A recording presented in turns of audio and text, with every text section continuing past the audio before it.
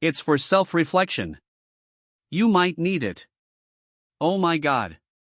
I've never been the kind of guy who wakes up on Father's Day expecting balloons, speeches, or a parade. I don't need a big production. Still, I assumed the day would turn out better than me ending up as the butt of a joke I didn't even know was coming. That Sunday morning in June began just like every other one. Sunlight poured through the kitchen windows as I dragged myself downstairs in my worn-out pajama pants, thinking just maybe today would feel different. Maybe, for once, I wouldn't feel like an outsider in my own house, like I was more than just the guy who paid the bills and fixed whatever broke. Olivia, my wife, was already in the kitchen, sipping from her favorite mug, the one that says, "But first, coffee," like it's some kind of personality trait.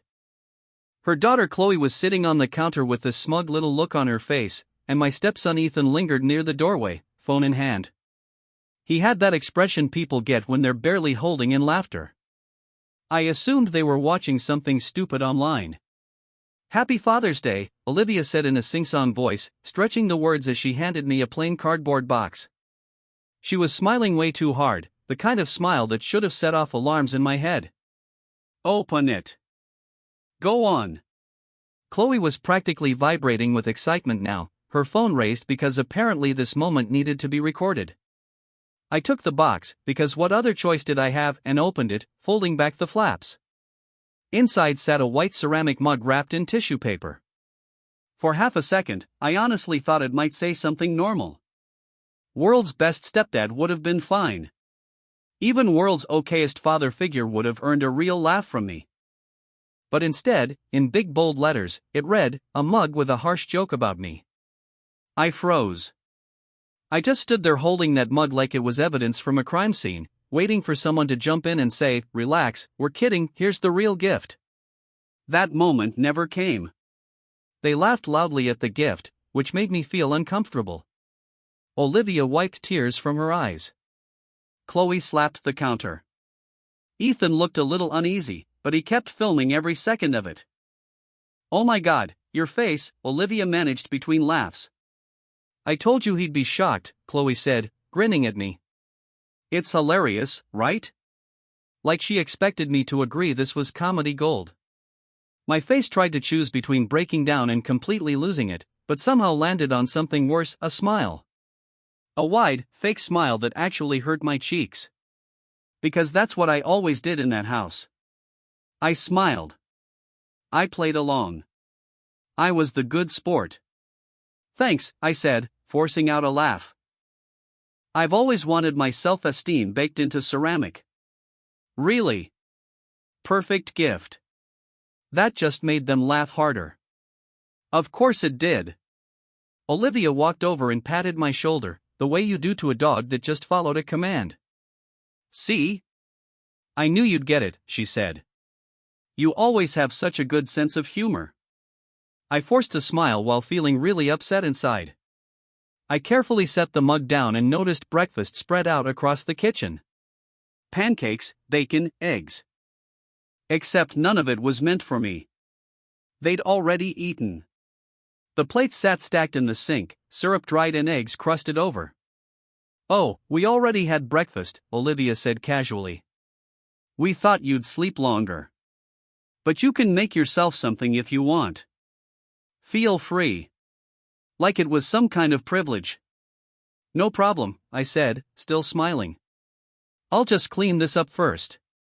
And I did. I cleaned up breakfast alone while they laughed in the other room. I thought about past Father's Days, the ties I never wore, the cards that always felt hollow because, deep down, I knew I wasn't really their dad.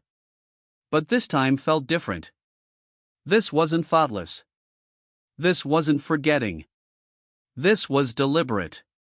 Someone had picked out a mug that said "World's Biggest Disappointment" and thought, yeah, that's him. That's exactly how we see Ryan. I dried my hands and made a decision. Nothing dramatic. Just quiet and final. I was done. Later that night, after everyone went to bed, after I smiled through dinner and said goodnight like everything was normal, I packed a bag. Just the basics. Some clothes. My toolbox from the garage. And whatever dignity I had left. I didn't leave a note. I didn't write an explanation. What would have been the point?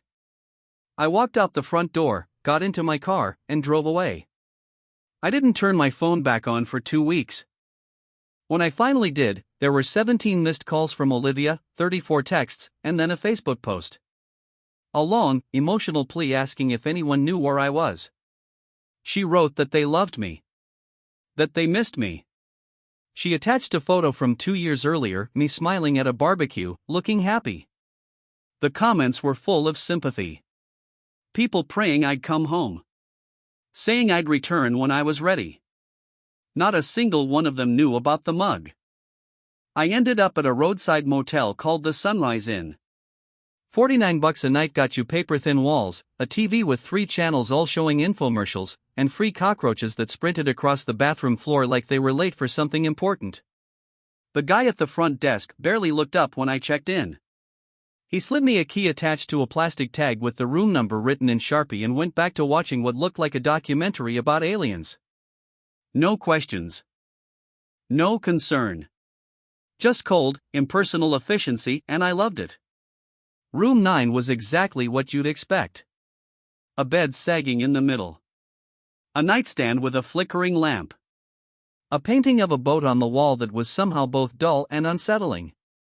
The carpet had that specific pattern designed to hide stains. I dropped my bag on the bed and stood there listening. Someone was yelling 3 doors down. Above me, someone sounded like they were either rearranging furniture or practicing wrestling moves. Every few minutes, the ice machine at the end of the hall would kick on and let out this awful grinding sound, like it was slowly dying. This was my reality now. That first week passed in a haze. I'd wake up, lie there staring at the popcorn ceiling while counting stains, then drag myself to the convenience store for coffee that tasted like it had been filtered through a rubber tire. If I was feeling ambitious, I'd grab a breakfast burrito that was definitely older than it should have been. I kept my phone powered off. I wasn't ready for the fallout I knew was waiting for me. But eventually reality won, because emotional spirals don't pause your bank account. When I finally turned my phone on to check my balance, everything hit me at once. Missed calls. Endless texts. And that Facebook post, 3 days old with over 200 comments. I clicked on Olivia's profile, even though I knew better, which tells you exactly how my mental state was. There it was, pinned right at the top like a missing person flyer. The photo she used was from a neighborhood barbecue 2 summers ago. I was holding a grill spatula, wearing an apron that said Grill Sergeant, smiling like life had finally figured itself out. In that picture, I looked happy. I looked like I belonged. The comments were exactly what you'd expect. Vanessa from Olivia's yoga class, praying for you, hun. He'll come back when he's ready. Lucas from my old job, bro, wherever you are, just know we're thinking about you. Then there was Olivia's sister Megan, who never missed a chance to twist the knife. Some people just can't handle commitment. Stay strong, sis. Not one of them knew the truth. Not a single person scrolling through that comments section had any idea Olivia had handed me that mug. That Chloe had recorded my humiliation like it was content. That I'd spent Father's Day washing their dirty dishes while they laughed in the next room. But the part that really got me, the thing that made me actually laugh out loud in that sad little motel room, was her line about the kids. The kids were upset, even though they found the joke funny. The same kids who went on with their day after I left like nothing had happened.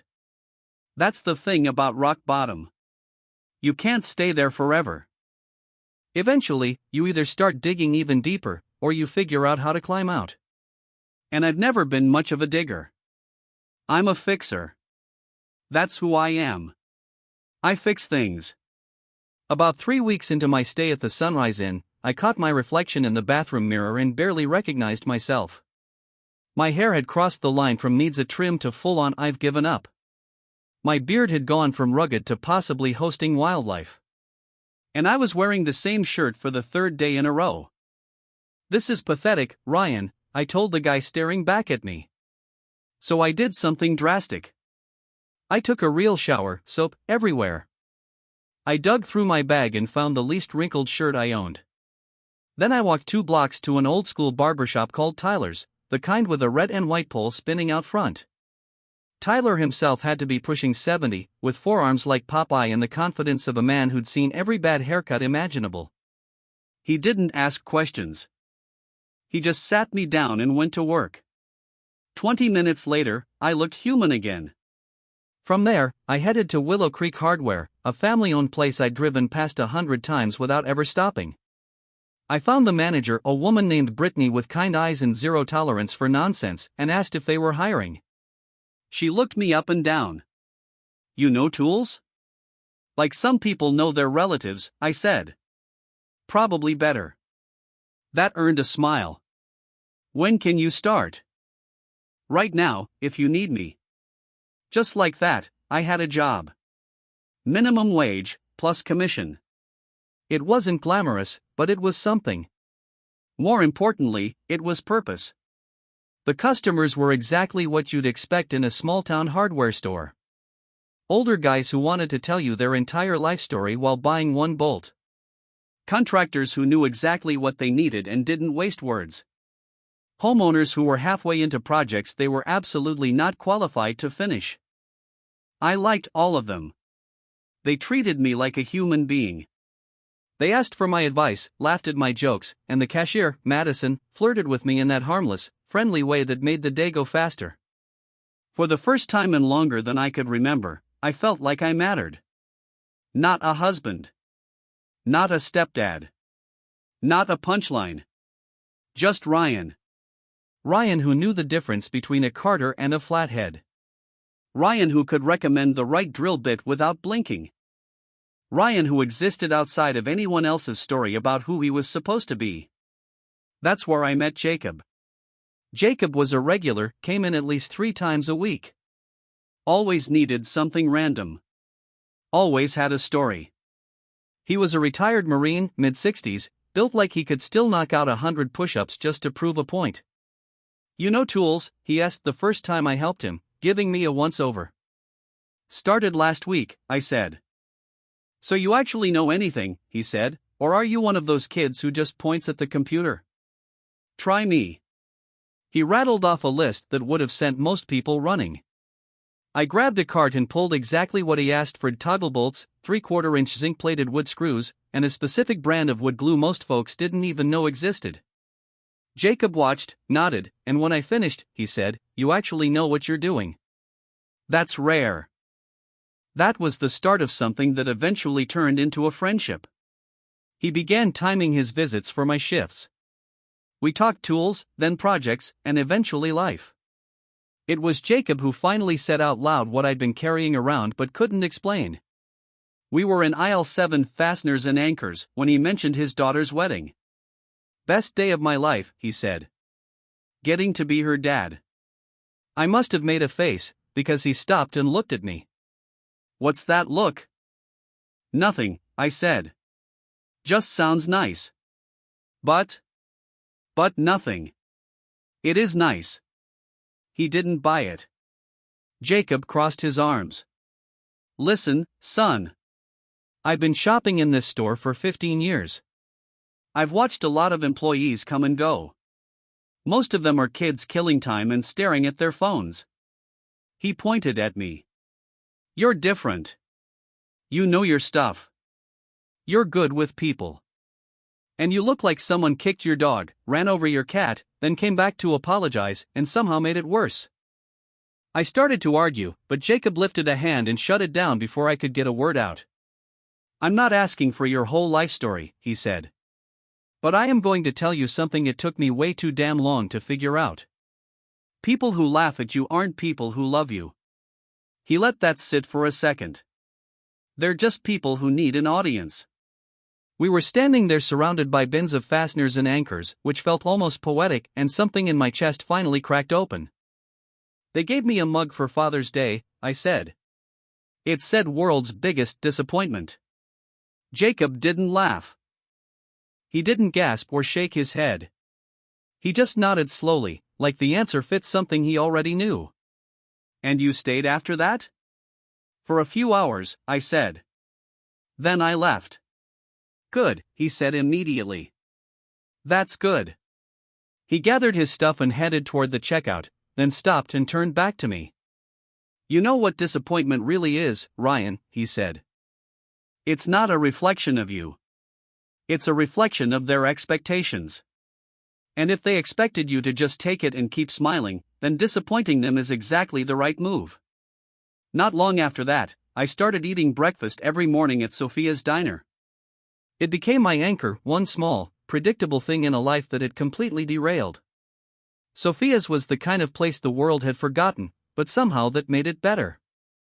Red vinyl booths patched with duct tape, a black and white checkered floor, and counter stools that spun and squeaked if you shifted your weight. The whole place smelled like bacon grease and overcooked coffee, and I loved it. Grace worked the morning shift. She was probably in her mid-50s, with hair dyed a shade of red that felt aggressive, and she called everyone sweetheart. She refilled your coffee without asking, remembered exactly how you took it, and had a sixth sense for whether you wanted conversation or silence. "Morning, sweetheart," she'd say, coffee pot already pouring before I even sat down. The usual? The usual was 2 eggs over easy, wheat toast, and hash browns crispy enough to double as self-defense weapons. It cost $6.95, which felt criminally cheap. On mornings when I looked especially rough, she'd slide an extra strip of bacon onto my plate and pretend it was an accident. Small gesture. Big effect. About 3 months in, I did something that sounded insane even to me at the time. I started a YouTube channel. I know every middle-aged guy in crisis thinks he's about to become a YouTuber. I wasn't under the illusion I'd get famous. I just wanted proof. Something that showed I actually knew what I was talking about. I called it Fix It Jacob because I'm terrible at naming things, and my first video was filmed on my phone, propped up on a stack of books in my motel room. The topic? Different types of screwdrivers and when to use them. Edge of your seat stuff. But I made it funny. I used the same dry, sarcastic humor that had helped me survive years of being the family punchline, except this time, I was in control of the joke. "This is a Carter head screwdriver," I said, holding it up to the camera. Named after Leonard Carter, who invented it in the 1930s and probably never imagined that 90 years later, a guy living in a motel would be explaining it to strangers on the internet. I waited until midnight on a Tuesday to post it because I was too nervous to upload during normal hours. Then I shut off my phone and tried to sleep. The next morning, it had 53 views. 12 likes. 3 comments. "This is actually helpful, thanks. Subscribed. More, please." Finally, someone who doesn't talk like a robot. So I made another video. Then another. Tool reviews from my job. Basic repair tutorials. One completely unhinged rant about why people need to stop using duct tape for absolutely everything. That one went viral, by my standards, anyway. 20,000 views in a week. Then emails started coming in. Small companies at first, asking me to review their products. They'd send me free tools, and I'd give them honest opinions. "This drill costs $49 and claims it can handle any job around the house," I said in one video. That's a lie. I used it to hang 3 pictures and it started smoking. And not in a cool way. Like, actually on fire smoking. 0 stars. Do not buy this. The views kept climbing. My subscribers hit 5,000. Then 10,000. Eventually, companies I'd actually heard of started reaching out with sponsorship offers. Not enough to quit my day job, but enough to move out of the Sunrise Inn. I rented a 1-bedroom apartment above a pizza shop in downtown Willow Creek. It smelled like pepperoni and hope. Jacob helped me move, which didn't take long because I barely owned anything. But now I had a real bed frame. A desk for editing videos. A bookshelf that was mostly empty but somehow made me feel like a grown-up. "Look at you," Jacob said, standing in the middle of the apartment. From motel to apartment. From disaster to minor internet celebrity. What's next? "Let's not get ahead of ourselves," I said. "No, I'm serious," he replied. "You did something. You took a garbage situation and turned it into something useful. Most people just sit in the garbage and complain. He looked around. You climbed out. Standing there in my tiny apartment, pizza-scented, imperfect, but mine, I couldn't argue with him. He was right. I had done something. But in the back of my mind, I kept thinking about Ethan. He was the quiet one. The kid who looked uncomfortable filming my humiliation but still did it. He never joined in the jokes, never pushed back either. He just existed in the background, like a stagehand in a play he never signed up for. I'd been so focused on escaping that I hadn't really considered how my leaving might have hit him. So about 4 months after I walked out, I did something I hadn't done in years. I wrote a letter. An actual, pen and paper letter, because some things deserve that kind of weight. I sat at my desk with a cheap notepad from the dollar store and a pen I'd grabbed from work and started writing. The first draft was awful. Way too angry. I crumpled it up. The second draft was too light, like nothing mattered. Trash. The third one felt right. Hey, bud, I wrote. Because that's what I'd always called him. I'm okay. I don't know if you've been wondering where I went, or maybe you haven't. I don't know what your mom told you, but I wanted you to hear this from me. I didn't leave because of you.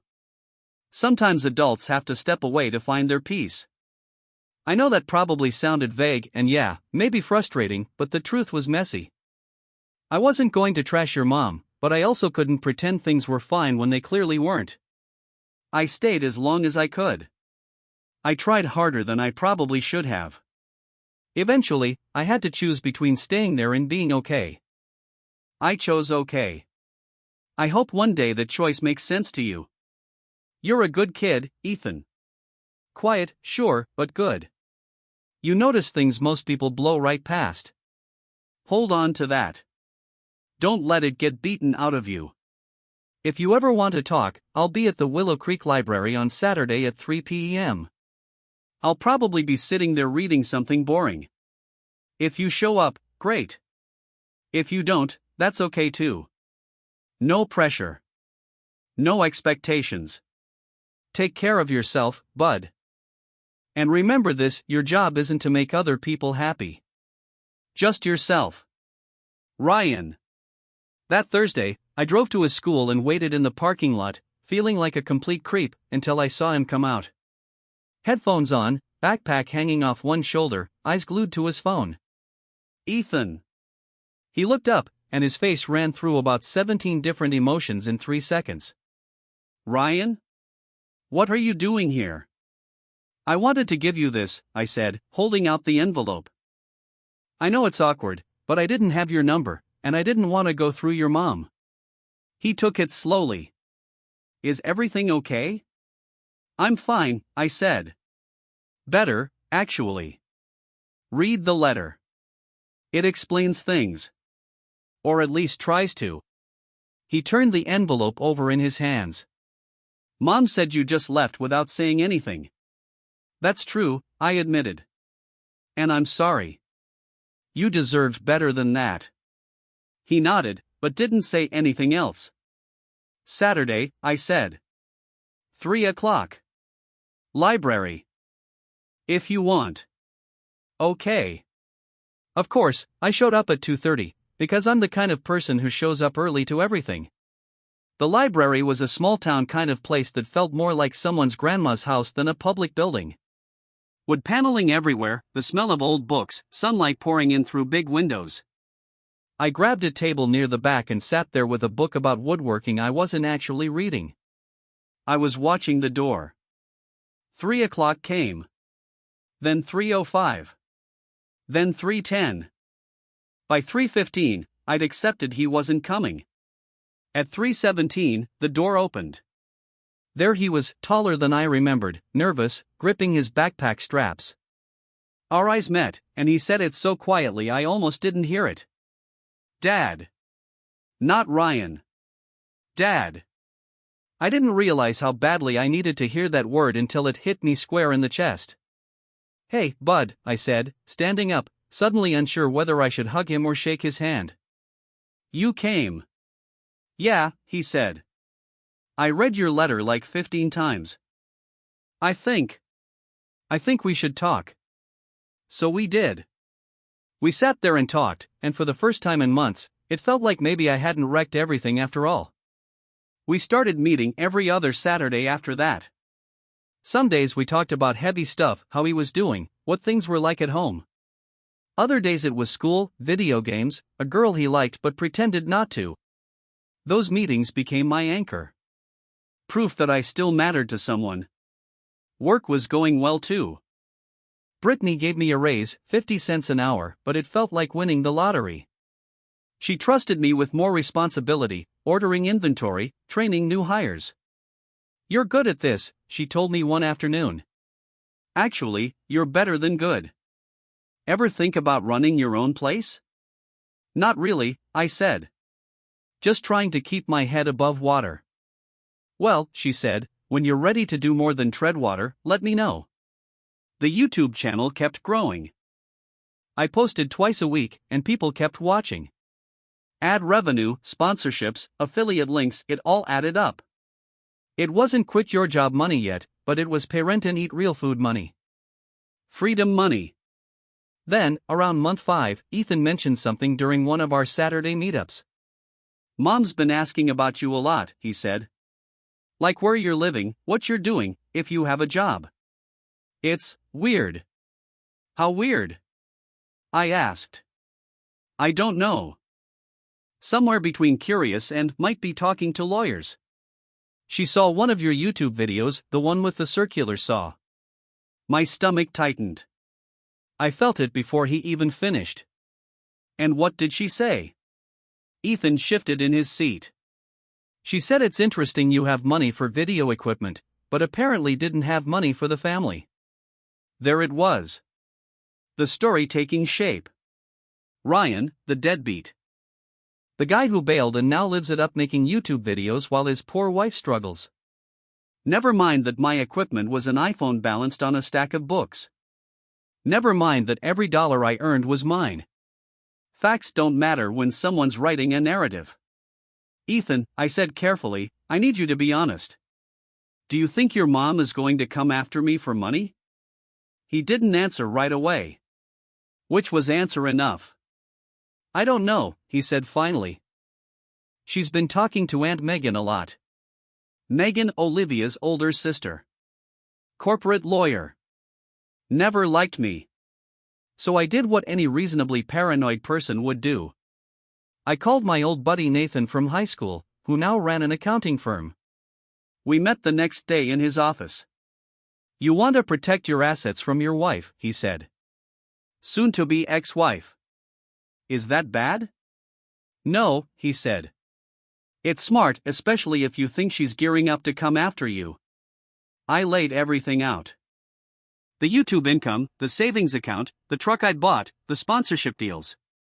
"And you left how many months ago?" he asked. 5. "Have you filed for divorce?" "No." Nathan gave me that look professionals give when you say something impressively stupid. "Ryan," he said, "you should have filed yesterday." He walked me through setting up an LLC, separating business and personal finances, even establishing a trust. It was a lot. My head hurt. But by the time I left, I felt steadier. Not completely safe, but safer. "One more thing," Nathan said before I went. "You need to name a beneficiary for the trust.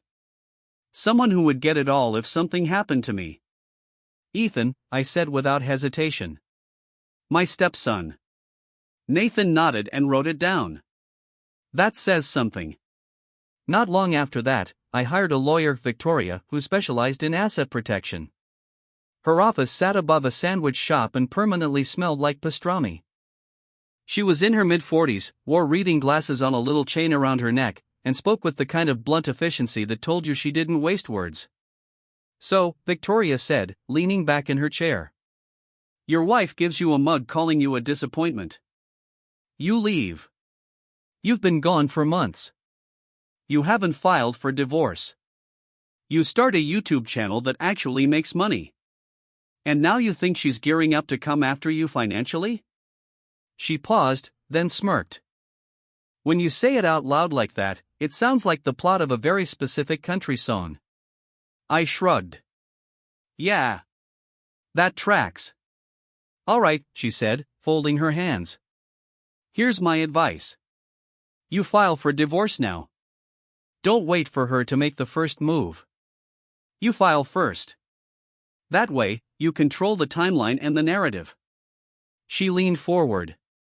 Document everything. Every dollar you earn. Where it comes from. Where it goes. Keep it completely separate from anything joint. Do not hand her ammunition. Then she lowered her voice just a bit. And most importantly, thrive. Be successful so loudly that when people look at this situation, they don't see a man who abandoned his family. They see a man who walked away from something toxic and built a better life. She smiled. Sometimes the best revenge is thriving so loudly they can't stand the noise. I liked Victoria. I walked out of her office feeling ready. I had an accountant. I had a lawyer. I had a plan. I had paperwork, structure, and for the first time in a long while, a sense of control. The mug sat on my desk now, holding pens instead of resentment. Every time I looked at it, I smiled. They thought they were tearing me down. Turns out, all they did was cut me loose. Then one night, while scrolling Facebook on a fake account, because apparently I'm that level of petty, I saw Olivia had posted something.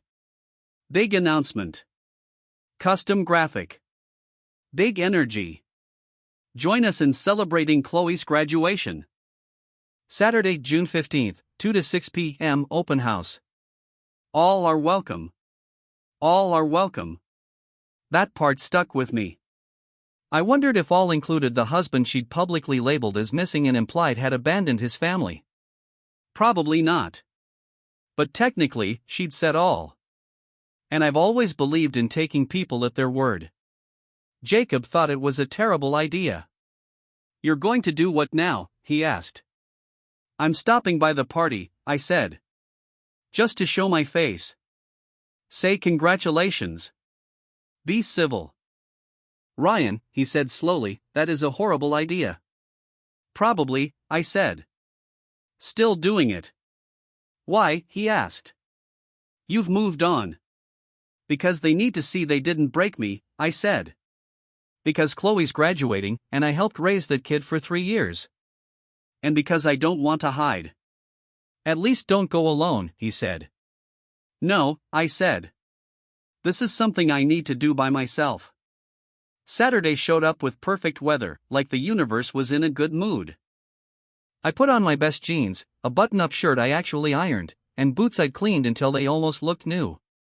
When I looked in the mirror, I barely recognized the guy staring back. The house looked exactly the same. Tyler a beige siding. Tyler a mailbox I'd installed. Music floated out into the yard. People were laughing. For a second, I almost turned around. Then I remembered the mug. The Facebook post. Every laugh at my expense. I walked up the driveway like I belonged there, because legally, I still half did. The party didn't stop all at once. It faded. Like someone slowly turned the volume down. Conversations stalled. Someone dropped a cup. Olivia stood near the drinks table, wine glass frozen halfway to her mouth. Her face ran through surprise, confusion, anger, and panic before landing on something that looked like she'd bitten into a lemon. Chloe was by the cake, wearing a blue dress and a graduation cap covered in glitter that said done. She went pale. But Ethan was sitting at a table with friends. And when he saw me, his whole face lit up. He stood and started walking toward me. That was all the confirmation I needed. Ryan, Olivia said sharply. What are you doing here? I smiled. Come. Easy. Just stopping by to say congratulations, I said. It is an open house, right? All are welcome. I could practically hear her brain scrambling, trying to figure out how to shut this down without causing a scene. You can't just show up like this. Actually, I can, I said. I'm still legally half owner of this property. And you did post that everyone was welcome. But don't worry, I won't stay long. Ethan reached me and wrapped his arms around me in front of everyone. I'm glad you came. Me too, bud. I turned to Chloe, who stood stiff by the cake like a deer caught in headlights. I pulled a small, neatly wrapped box from my pocket. Congratulations on graduating, I said. I know things are complicated. But I did help raise you for 3 years. That has to count for something. She took the box slowly. What is it? Open it. Inside was a compact mirror. She frowned. What's this for? I met her eyes. For self-reflection, I said. Try it sometime. You might learn something. The crowd sucked in one collective breath. Olivia's face went from white to red. How dare you, she snapped. How dare I what? I said calmly. Show up? Give your daughter a graduation gift? Be polite? Exist? I turned fully toward her. They said I had abandoned the family, but I left to take care of my mental health.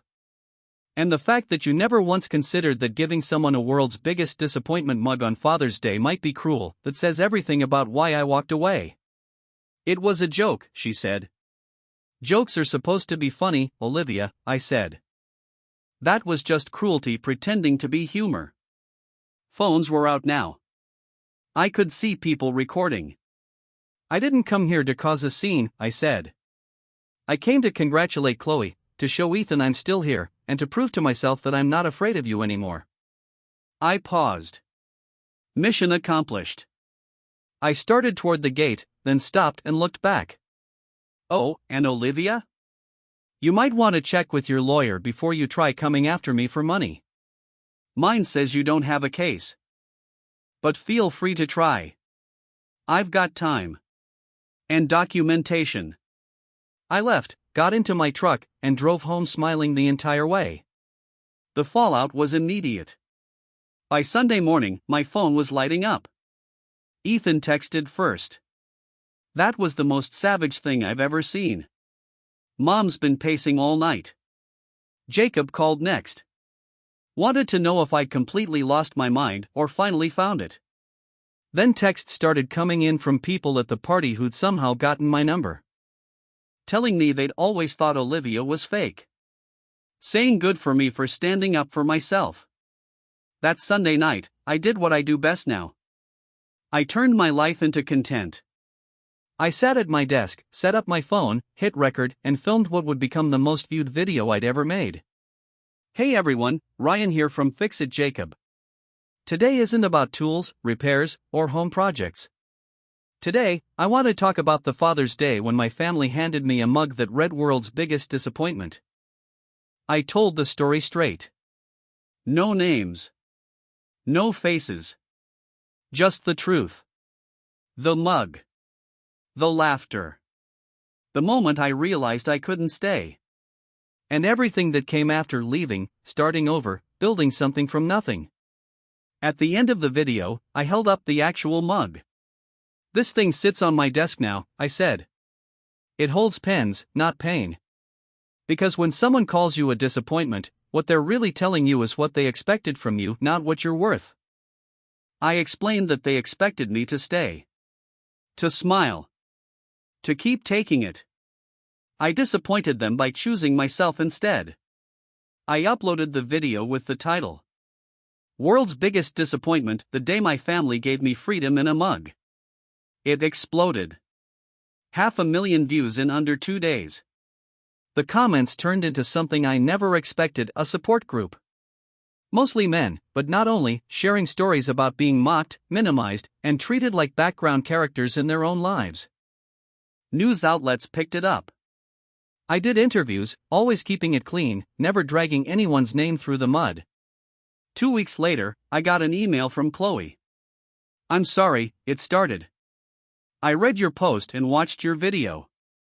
I didn't understand before. I'm sorry for the mug, for laughing, for not seeing what it was doing to you. She didn't ask for forgiveness. She didn't make excuses. You weren't the disappointment, she wrote. We were disappointed in ourselves and took it out on you. That wasn't fair. I'm trying to be better. I hope you're doing well. You look happy in your videos. I'm glad. It didn't fix everything. But it was honest. And that was more than I ever got while living under that roof. I wrote back, thanked her, and told her the door was open if she ever wanted to grab coffee and talk. She never took me up on it. But the fact that she reached out, that she grew enough to see it, was enough for me. The divorce went through without a fight. Olivia figured out pretty quickly that pushing back would only make her look worse, especially after the video. Turns out, the court of public opinion can be more powerful than an actual courtroom. That mug still sits on my desk, holding pens and paper clips. People ask why I keep it. Why I'd want a reminder of something painful. But to me, it's not pain. It's proof. It reminds me that I survived. That I took the worst gift someone could hand me and turned it into fuel. Every morning, I pull a pen out of that mug to write my to-do list. And every morning, I smile. They thought that mug would define me. They were right, just not in the way they intended. It marked the moment I chose myself. The moment I decided that being called a disappointment by people who didn't value me was better than being valued by people who only saw me as a joke. I may have been the world's biggest disappointment to them. But to myself? I was finally enough. And that's the only opinion that ever really mattered.